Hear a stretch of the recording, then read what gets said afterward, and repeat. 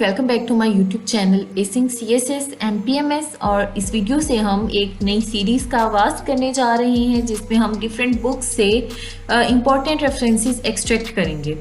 तो आपको पता है कि CSS PMS या किसी भी कॉम्पिटिटिव एग्जाम में आपको अपने आर्गूमेंट्स को स्ट्रॉन्ग बनाने के लिए रेफरेंसेस की ज़रूरत होती है। और अगर ये रेफरेंसेस जो हैं वो फेमस बुक्स और उनके ऑथर्स की सूरत में, उनके कोटेड वर्ड्स की सूरत में हो तो ये चेक करने वाले एग्जामिनर पे अच्छा इंप्रेशन डालते हैं। तो ये जो अभी ये सीरीज़ है ये आपके लिए करंट अफेयर्स में आप इन रेफरेंसेस को कोट कर सकते हैं, पाक अफेयर्स में कर सकते हैं, ऐसे में कर सकते हैं, IR में कर सकते हैं। और सबसे बड़ी बात, जहाँ जहाँ पर जिस सब्जेक्ट में आपको ये रेफरेंसेस फिट होते हुए नज़र आएंगे आप वहाँ पे फिट कर सकते हैं। अब होगा क्या, आपको पूरी किताबें पढ़ने की ज़रूरत नहीं होगी क्योंकि यूजुअली हमारे पास जो टाइम फ्रेम होता है CSS एग्जाम्स के लिए वो बहुत कम होता है और इतना टाइम नहीं होता कि हम बहुत सारी बुक्स को पढ़ें। तो just watch this videos of extracted references from the must read books for CSS and PMS, make your notes and fact books and you are done. अगर आप इतना भी नहीं कर सकते तो आपने सिर्फ इंस्टा पर एक DM करना है and you will get the power point presentation of this YouTube video. तो चलिए, आज हम जिस बुक के रेफरेंसेस जो हैं वो एक्सट्रैक्ट करने जा रहे हैं तो वो है Pakistan a hard country, a must read book. आपको टीचर्स ने भी कहा होगा और आपकी टू रीड लिस्ट में भी शामिल रही होगी ये बुक। तो हम इसी बुक को आज पढ़ने जा रहे हैं। सबसे पहले कोई भी बुक है तो उसका ऑथर हमें पता होना चाहिए ताकि हम ऑथर के बारे में कुछ लिख सकें। तो इस बुक के जो ऑथर हैं वो हैं एनाटोल लिविन। और एनाटोल लिविन जो हैं वो रिसर्चर हैं, वो पॉलिसी मेकर हैं और एक अवार्ड विनिंग जर्नलिस्ट भी हैं। अब अगर कहीं पे बात आ जाए ना पाकिस्तान की इकोनॉमी के बारे में, पाकिस्तान की या करप्शन के बारे में, टेररिज्म या एक्सट्रीमिज्म के बारे में, या ऐसी बात कि पाकिस्तान जो है वो रेजिलिएंट स्टेट है, तो आप इस तरह से ये वाले जो इस बुक से एक्सट्रैक्ट किया गया है रेफरेंस आप ये लिख सकते हैं। Pakistan is divided, disorganized, economically backward, corrupt, violent, unjust, often savagely oppressive towards poor, women, and home to extremely dangerous forms of extremism and terrorism. And yet it moves, and it is in many ways surprisingly tough and resilient as a state and as a society. अब कहीं पे भी कोई ऐसी बात आ रही हो ना, पाकिस्तान की इकोनॉमी बैकवर्ड है उसकी बात आ रही हो, कोई करप्शन की बात आ रही हो, एक्सट्रीमिज्म की बात आ रही हो, या मार्जिनलाइज्ड जो सेक्टर होता है सोसाइटी का, पुअर या वेमेन की बात आ रही हो, या पाकिस्तान जो है वो इन सब कोई ऐसी बात आ रही हो, कोई ऐसा आप आर्ग्यूमेंट दे रहे हो, देने की कोशिश कर रहे हो कि बहुत सारी जो फ्लॉज हैं उनके बावजूद जो पाकिस्तान है वो एक रेजिलिएंट स्टेट है, तो आप ये वाला रेफरेंस जो है वो आप कोट कर सकते हैं। अब आपने कोट कैसे करना है, अब इस तरह से भी लिख सकते हैं कि Anatol Lieven in his book Pakistan a hard country says that expressed his views in these words. या अगर आपको वर्ड्स इसी तरह से याद हैं तो ठीक, वरना आपने ऑथर का नेम लिखना है, आपने बुक का नाम लिखना है, और आपने आप जैसे ये है ना तो इसको आप रीफ्रेज करके भी लिख सकते हैं। ऑथर का नेम और बुक का नेम ज़रूरी है और उसके बाद जो सेंटेंसेस हैं, मतलब आपको एक क्रक्स आ जाएगा कि वो ऑथर एक्चुअली कहना क्या चाह रहा है और वो जिस तरह से फिर आपके आर्गूमेंट में फिट हो रहा है तो आप उस तरह से फिट करके भी अपने आर्गूमेंट को मजीद स्ट्रॉन्ग बना सकते हैं। तो जहाँ पे कहीं पे पाकिस्तान की इकोनॉमी बैकवर्ड है, corruption, terrorism, extremism, resilient state है, मार्जिनलाइज्ड सेक्टर की बात हो रही हो, तो आप ये वाला कोट कर सकते हैं। नेक्स्ट हमारे पास अगर कहीं पे जो है वो सिविल मिलिट्री रिलेशंस की बात हो रही हो तो आप ये कोट कर सकते हैं कि civilian governments themselves have often asked the military to step into aspects of government because of its greater efficiency and honesty। कहीं पे सिविल मिलिट्री रिलेशंस जो है वो टेंस वगैरह हैं तो उसकी बात आ रही हो तो आप इस तरह से ये कोट कर सकते हैं कि उन्होंने, जैसे एनाटोल ने कहा है कि बाज़ औक़ात ऐसा हुआ है कि पाकिस्तान की जो सिविलियन गवर्नमेंट्स हैं उन्होंने खुद मिलिट्री को जो है वो गवर्नमेंट एस्पेक्ट्स में एंटर होने की इजाज़त दी है। क्यों दी है? क्योंकि वो उनके मुताबिक जो मिलिट्री का इदारा है वो एफिशिएंट और ऑनेस्ट है। फॉर एग्जांपल इसकी एग्जांपल दे लेते हैं 2019 के फ्लड्स या रिसेंटली जो 2022 के फ्लड्स थे, तो उसकी फ्लड के बाद जो फ्लड अफेक्टेड एरियाज थे उनकी रिहेबिलिटेशन और रिकंस्ट्रक्शन की जो जिम्मेदारी थी वो आर्मी वालों को दी गई थी। तो इस तरह से जो सिविलियन गवर्नमेंट्स हैं वो खुद ऑफर करती हैं मिलिट्री रिजीम को कि वो खुद मिलिट्री जो है वो खुद इंटरफेयर करे गवर्नमेंट एस्पेक्ट में, गवर्नमेंट स्फीयर में। नेक्स्ट है हमारे पास करप्शन। अब कहीं पे करप्शन की बात हो रही हो तो आप इस तरह से ये वाला लिख सकते हैं कि जैसे एनाटोल इवन जो है वो अपनी बुक पाकिस्तान हार्ड कंट्री में कहते हैं कि much Pakistani corruption is the result not of a lack of values as it usually seen in West, but of positive and ancient value of loyalty to family and clan। मतलब simply वो इसमें ये कहना चाह रहे हैं कि पाकिस्तान की जो करप्शन है ना, तो जैसा कि वेस्ट में समझा जाता है कि ये शायद लैक ऑफ वैल्यूज़ के इक़दार की अखलाकियात की कमी की वजह से, तो ये बात नहीं है, बल्कि जो पाकिस्तान की करप्शन है ना, वो उन्होंने ये बहुत खूबसूरत सा एक टॉन्ट किया है। तो उन्होंने कहा है कि ये जो पाकिस्तान की करप्शन है ये इस वजह से नहीं है कि पाकिस्तान में कोई अखलाकियात लोगों में कम है या इक़दार की कमी है, बल्कि ये इस वजह से है कि वो अपनी फैमिली, जो मतलब कबीले के लोग हैं, जो अपने ख़ानदान के लोग हैं, उनको ज़्यादा, उनकी तरफ ज़्यादा लॉयल हैं। तो ये एक्चुअली एक टॉन्ट है। कहीं पे करप्शन की बात हो रही हो तो आप इस तरह से भी कह सकते हैं।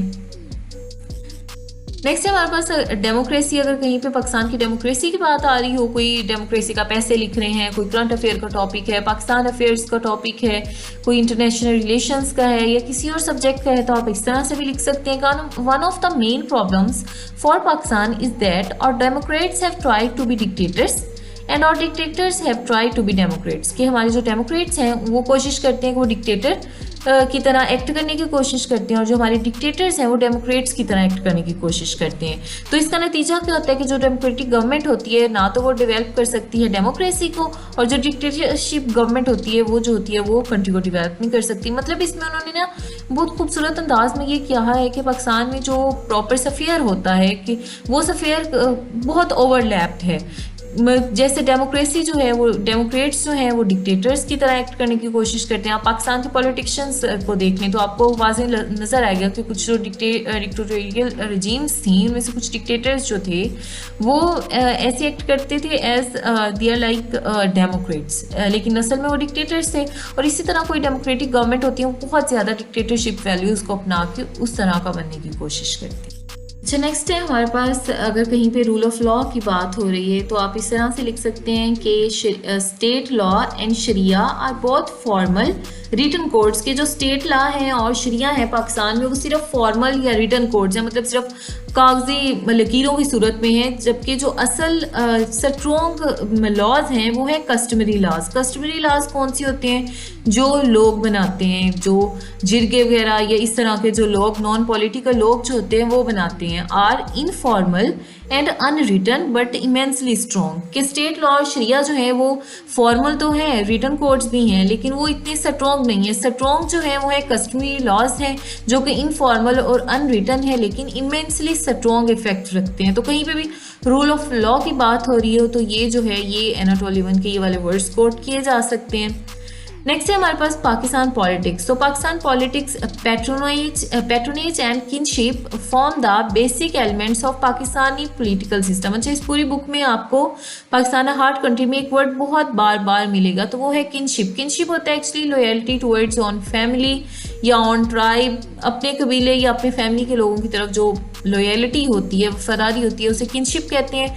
तो वो कहते हैं कि पाकिस्तान का जो पॉलिटिक्स है ना उसमें जो की एलिमेंट्स हैं वो है पैट्रोनेज एंड किनशिप। जैसे आप पाकिस्तान की जो है वो डायनेस्टिक पॉलिटिक्स भी देख सकते हैं, तो कहीं पे ऐसी कोई पॉलिटिक्स से रिलेटेड बात हो रही हो जिसमें डायनेस्टिक पॉलिटिक्स की बात हो रही हो, या कोई लॉयल्टी टुवर्ड्स ऑन फैमिलीज़ की बात हो रही हो, या कोई पैट्रोनेज सिस्टम की बात हो रही हो, तो ये कोट किया जा सकता है। नेक्स्ट है आप गवर्नमेंट पब्लिक मिसट्रस्ट की बात हो रही हो अगर, तो उन्होंने अपनी बुक एनाटोल लिविंग, अपनी बुक पाकिस्तान हार्ड कंट्री में आबदा हुसैन जो कि एक पाकिस्तानी पॉलिटिशियन है उन्हें कोट किया है। वो कहती हैं a normal Pakistani with normal heart can't be really pro government. कि जो एक नॉर्मल पाकिस्तानी है ना नॉर्मल हार्ट के साथ, वो कभी भी प्रो गवर्नमेंट नहीं हो सकता, मतलब गवर्नमेंट का सपोर्टर नहीं हो सकता।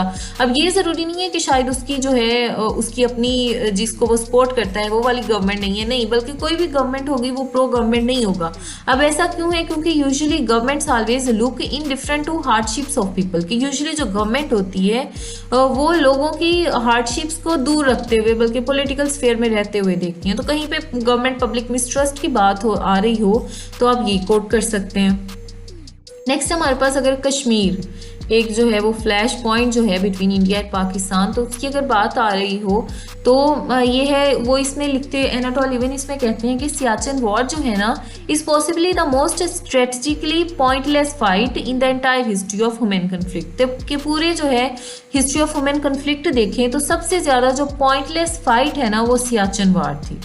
इसके अलावा वो ये भी कहते हैं कि IS Kashmir strategy reflected the long standing Pakistani strategy for promoting Kashmiri accession to Pakistan. के जो आईएसआई की कश्मीर स्ट्रेटजी है वो इस बात को तो रिफ्लेक्ट करती है कि कश्मीर की पाकिस्तान के साथ एक्सेशन कर दी जाए, लेकिन वो ये बात नहीं करती कि कश्मीरी इंडिपेंडेंस की बात नहीं करती बल्कि कश्मीरी एक्सेशन की बात कर रही हो। अच्छा, अब ये जो बुक्स होती हैं, क्योंकि ये हर ऑथर का अपना पॉइंट ऑफ व्यू होता है, तो हम उससे कन्फ्लिक्चुअल पॉइंट्स भी रख सकते हैं, पॉइंट ऑफ व्यू भी रख सकते हैं। तो आपने सिर्फ उनके नाम और उनके रेफरेंस के थ्रू से कोट करना होता है कि जैसे अदर साइड ऑफ कॉइन दिखानी होती है।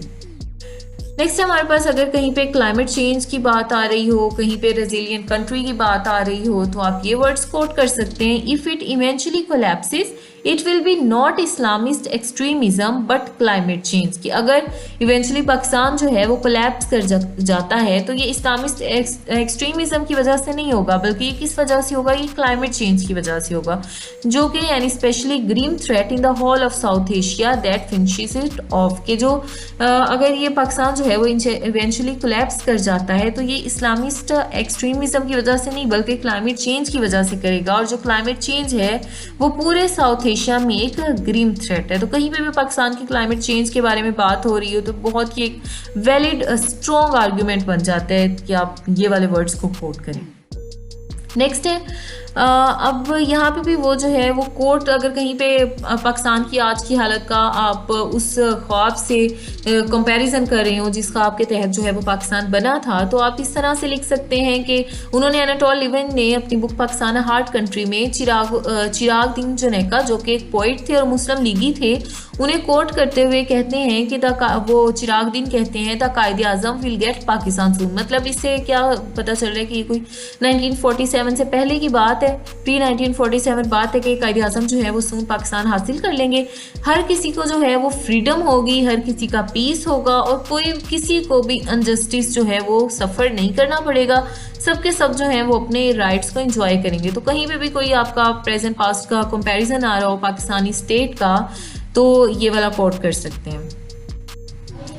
तो नेक्स्ट जो होगा, नेक्स्ट हमारे पास नेक्स्ट हम इस बुक से प्रिजनर्स ऑफ जियोग्राफी, जिसमें उन्होंने टिम मार्शल ने 10 मैप्स को हर मतलब पूरी वर्ल्ड की जियोपॉलिटिकल और जियो स्ट्रेटेजिकल सिनेरियो को समझने के लिए इस पूरी बुक में बहुत इंपॉर्टेंट पॉइंट्स लिखे हुए हैं। तो हम वही रेफरेंसेस एक्सट्रैक्ट करेंगे जो हमारे पास CSS PMS या कॉम्पिटिटिव एग्जाम में हमारे जो सब्जेक्ट्स होते हैं उनसे रिलेट कर सकते हैं, तो हम वो वाले रेफरेंसेस को एक्सट्रैक्ट करेंगे नेक्स्ट वीडियो में, prisoners of geography book by Tim martial.